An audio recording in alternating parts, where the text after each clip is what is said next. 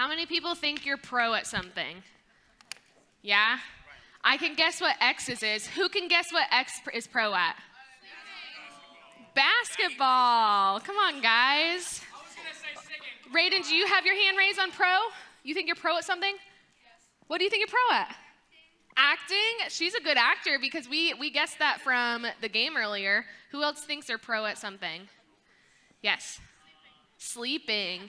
Pro sleeper. Oh my gosh.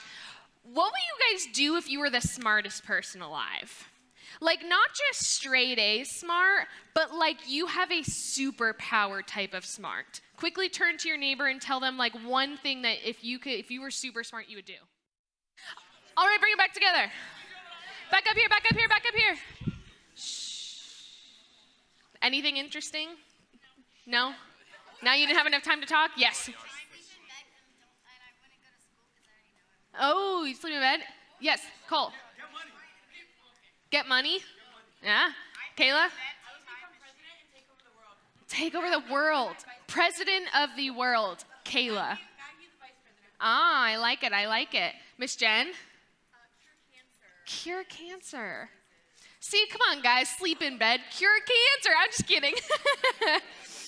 Well, let me tell you about someone who actually really did have this kind of brain power. And like this man was the smartest person to have ever lived. And no, it is not Albert Einstein or even like Elon Musk or somebody. In fact, guys, his IQ, or IQ means intelligence quotient, which basically means like how smart are you, was almost twice that of Einstein. So Einstein's was 160. This smartest man alive was ranging closer to the 300 mark, which is really smart on the IQ scale. And so, guys, he could read the New York Times by the time he was 1.5, which is pretty crazy. Could you think of a 1.5-year-old that can barely walk sitting there reading the newspaper? If he could read, why would he read the New York Times, is what I'm asking. And then he attended Harvard at the age of 11. And so ultimately, he was fluent in 25 different languages by that point, too. Isn't that insane? So, like, that is how smart we are talking here. So his name was William James Cetus. I did have a picture, but I forgot to put it on the slide, so you're just going to have to imagine a young adult with brown hair. Pretty easy to imagine, right? So a picture of this man with brown hair, William James Cetus. And shockingly, though, his story is actually quite tragic. So by the time that he was 21 years old, he had been arrested for really crazy behavior at a political event. And he even lived under various fake names because he had a really hard time connecting with other people. And then to make things worse, he really died young from health complications because he didn't really take care of himself that well. To say the least, just because he had a ton of brain power doesn't necessarily mean that it was his walk through life was a piece of cake, right? And so when we hear stories like this of people that are so extraordinarily smart, it makes us ask the question, how can you know so much and still not be successful in every single way? Because we're all sitting here thinking like we'd get a lot of money, we'd cure cancer, we'd become the president, do things like that. If we imagine this perfectly smart version of us, so like let's say you were really, really smart, shouldn't we be able to know what makes us happy? Shouldn't we be able to know what to do next in our certain relationship that we're having trouble in? How to fix our family, calm our minds, or go pro in just about anything, just like what this series is called? And the real question is, why doesn't being smart fix everything, right? You see, with almost every problem we face in life, I think we often think, or maybe every negative feeling or experience, we often think that if we could just know what to do, things would be better, right? If we would just know how to get a good grade in class, things would be better because our parents wouldn't be mad at us. If we could just know how to win that girl, then things would be better because then we'd have that girl or that guy. If we could just know how to play that instrument, then we'd be the coolest person in the band, right? However, here's the thing that separates the pros from the amateurs. The people who experience real peace, who live great stories that we hear about, who lean into their most important relationships and have developed one thing that makes them better at every single thing.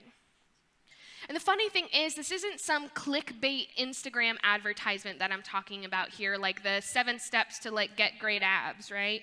And this is actually something that we're all really familiar with and that we've heard before. It's the thing that stands in the gap between what you know and what you do with what you know. And it's this word called wisdom. Did anybody guess that we were going that direction? No? Cool, because we're going to learn about wisdom in this series. Kayla, did you know? I mean, when we were talking about how smart people are, I kind of got the hint. Okay, cool. Because you're so smart, Kayla. See, this is why Kayla's going to run for president of the world. Yes. So you see, guys, what has to develop for all of us is not really our IQ, right? Because we just proved that, right? You could be as smart as you can be and still not be great at things in life. But rather our WQ. And yes, I did make that up for this talk specifically, but just go with me for a second. So you know how IQ is our measure of our raw brain power? There's nothing wrong with that. I just think it's kind of overrated because people can be smart, but that's not the only thing that they are. Then let's let WQ stand for our wisdom quotient. You got that? So of how much wisdom you have, the gauge of how much wisdom we have. See, knowing a lot of things is cool and all, but if you don't know what to do with them, or if you don't do anything with what you know, if your life doesn't get better, or you don't make people's lives better around you, is that really helpful with that knowledge that you have, right?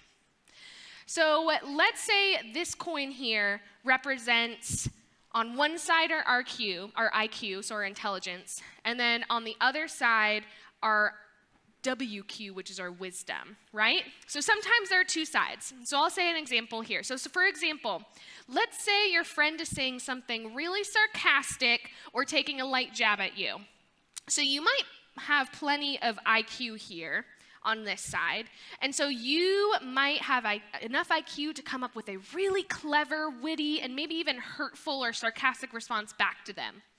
But then when you turn it to the other side, sometimes WQ tells you to keep those comments, even as cool and witty as they are, to yourself, because you know that might be not really kind to the other person. It might not make that other person feel good, right?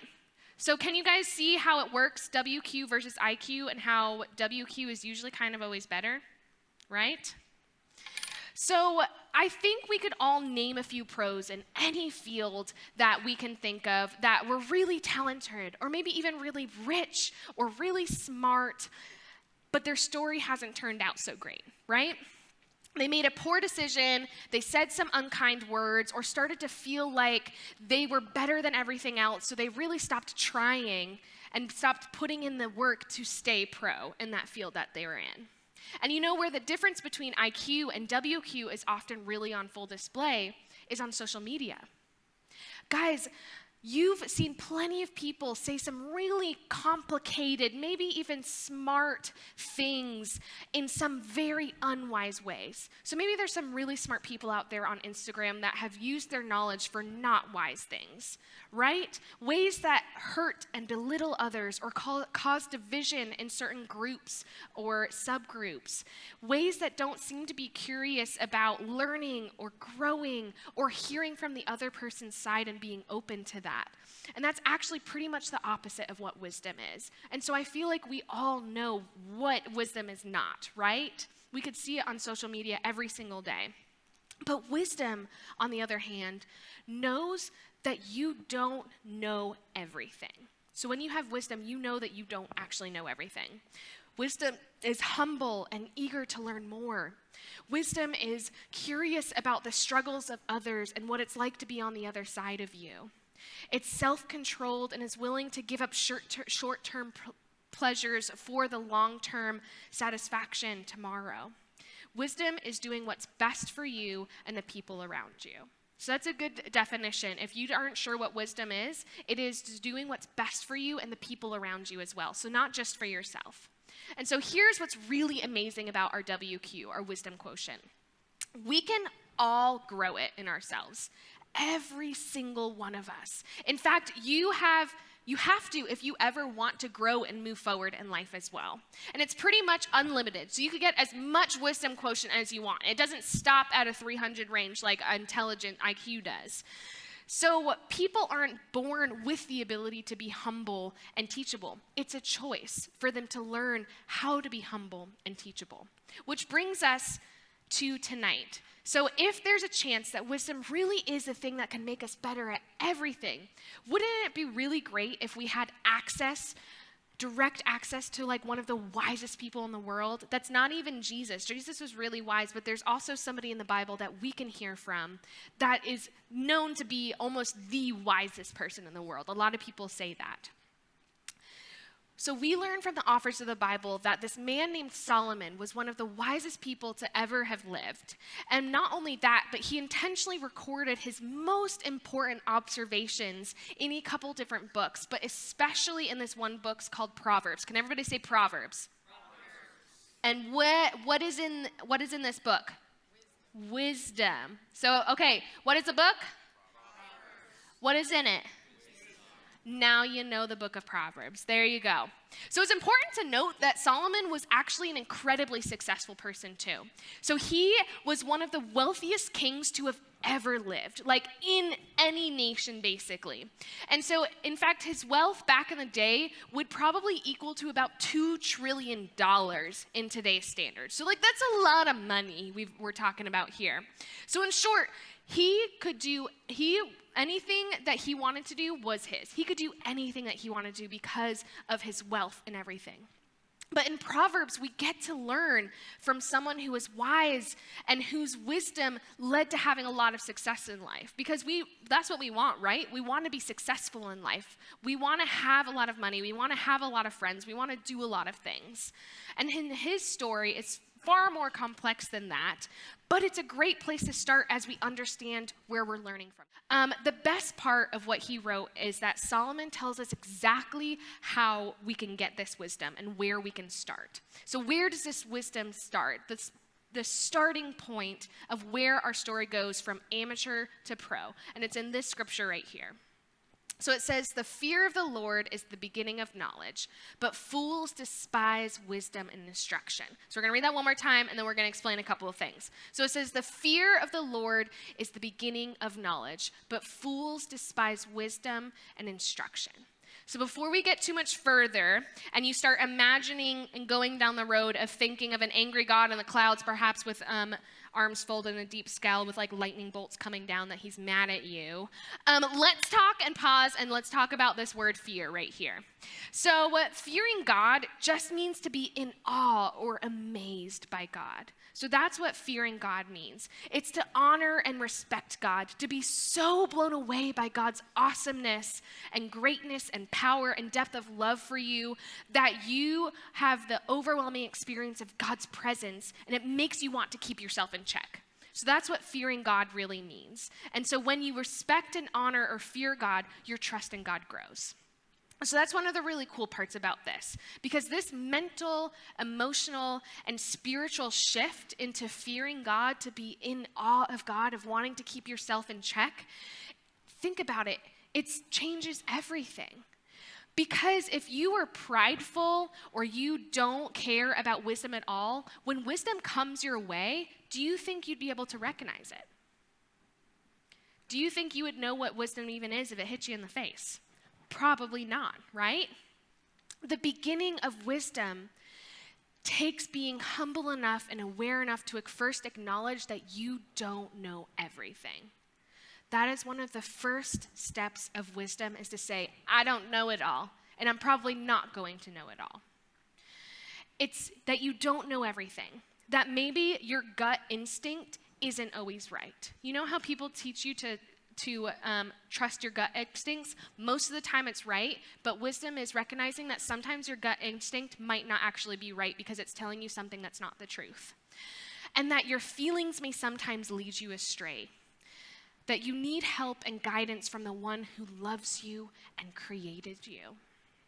Friends, that's the beginning of wisdom according to Solomon.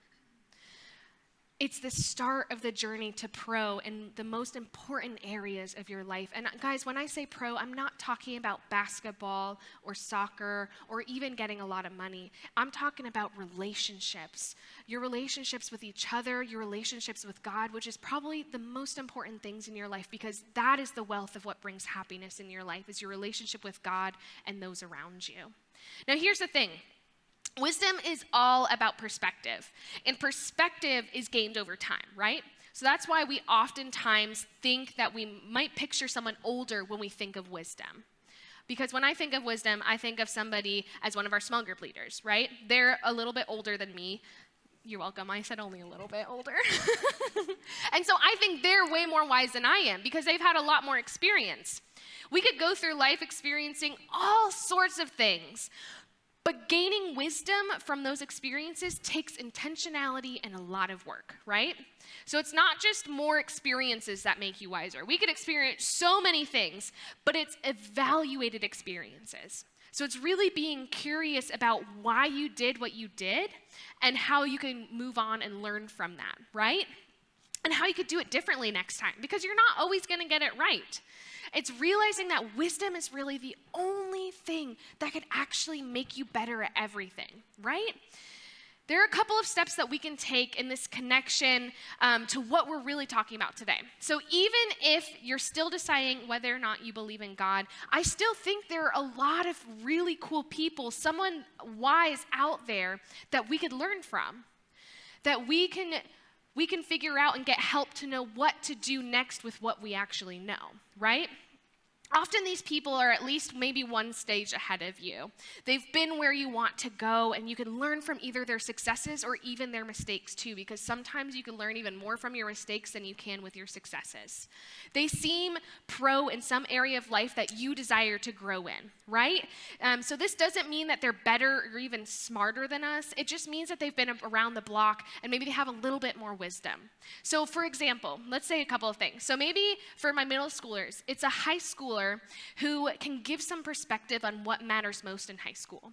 Or for my high schoolers, maybe it's a young adult who could give you more perspective on what matters most after high school. Because sometimes not all of us are going to go to college. Some of us are going to start a career. Some of us are going to do something else. It's a counselor who can help you navigate what you're feeling and experiencing. Or maybe it's even a small group leader in here who can relate to the struggles and the questions that you have in your faith. They've been through what you've been through, at least in some way, shape, or form. So one, I challenge you to intentionally meet with someone that's older and wiser than you this week. A trusted adult who just has a little bit more wisdom from you. And I take it one step further. Meet with them on a regular basis if you can. And go prepared with questions so that you could come with the heart of actually listening and taking in what they have to say. Because if we come with just thinking that we know everything, we're not going to learn how to be more wise, right? And you might just wind up seeing God's wisdom through their advice. And then the second thing is to look to the Bible to discover more of what God says is best. Because if wisdom is learning what is best, what God says is best, and that's how you can be wise, by listening to God, right? I know that was confusing and a tongue twister, but we'll explain as we go on. Because you could do this by trying to cultivate a habit of reading the Bible regularly. Maybe you start in Proverbs, which is a really great place to find a lot of wise things that has been said, of things that people have messed up in the past that we could learn from there. And maybe you could take it one step further, and you could invite some friends to do it with you, so you could have some accountability in that. But guys, at the end of the day, here's why all of this should be really encouraging. As overwhelming that it can seem, just imagine if wisdom is really actually the one thing that can make us better at everything. And then imagine if you could start taking steps now, daily, taking baby steps to think about what you'll be in even a couple of years. What much wiser you'll be when you're intentional with gaining that wisdom, intentional in learning what to do with what you know. This might mean by taking this seriously in middle and high school, you are setting yourself up for more of what's best in life in the future. And that's what we really want. We just want what's best for you. God just wants what's best for you. I want what's best for you. Your small group leaders want what's best for you. And I really, truly hope that your peers also want what's best for you. And so as we head into our small groups today, I want you to start thinking, who's somebody that I know that is wiser than me in an area of life that I want to be wiser in? And then go and talk to that person.